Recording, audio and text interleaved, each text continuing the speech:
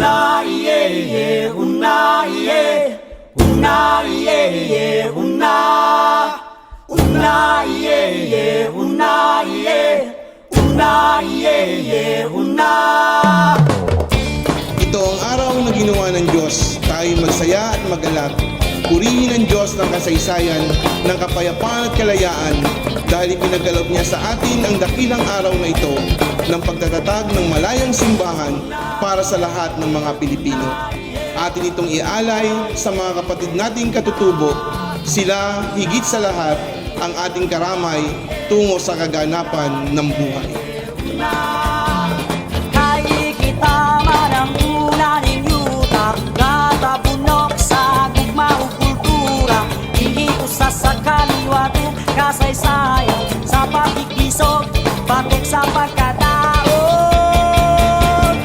Una iye ye, una iye, una iye ye, una. Una iye ye, una iye, una iye ye, una. Kay kita man ang una ning yuta, nga napuno sa paglaom ug mga damo.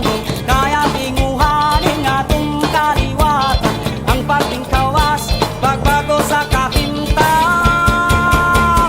Una iye ye, una iye, una iye ye, una. Una iye ye, una iye, una iye ye, una. Kaisa kaming mga kabataan sa banal na misterya ng ating simbahan, pananatilihin namin ang alab ng ating pananampalataya at ipagpapatuloy ang pag-ipasa sa susunod na henerasyon.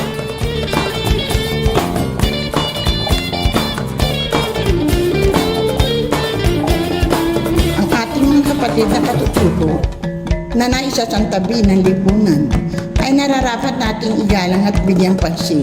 Bigyang halaga natin ang kanilang mga karapatan at paniniwala, bigyang layang mabuhay sa lipunan.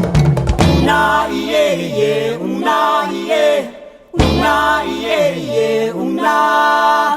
Una iye ye, una iye, una iye ye, una. Kay kita man ang una ning yuta, nga tabunok sa gugma o kultura. Dili usa sa kaliwatu, kasaysayan sa pagkikisog. Panginoon Diyos, aming inaangat sa iyo ang buhay ng aming simbahan at ang mga katutubo ay hinihilin namin na makamit ang kaganapan ng buhay tungo sa iyo. Pinagpapasalamat din namin, Ama, ang araw ng pagkakatatag ng aming simbahan na patuloy na lumago at magpalaganap ng awa at justisya, magpalaganap ng iyong mabuting balita. Una iye ye, una iye, una iye ye, una. Una iye ye, una iye, una iye ye, una. Ang simbahan at mga katutubo na paramay tungo sa kaganapan ng buhay. Kalingain at huwag ipagwalang bahala, mahalin at ingapin tulad ng isang kapatid. Sila ang unang nagpakita ng kanilang paniniwala at pananampalataya. Damayan natin sila at ipanalangin sa Diyos upang tayong lahat ay mag-commit ng buhay na walang hanggan sa piling ng ating Panginoon.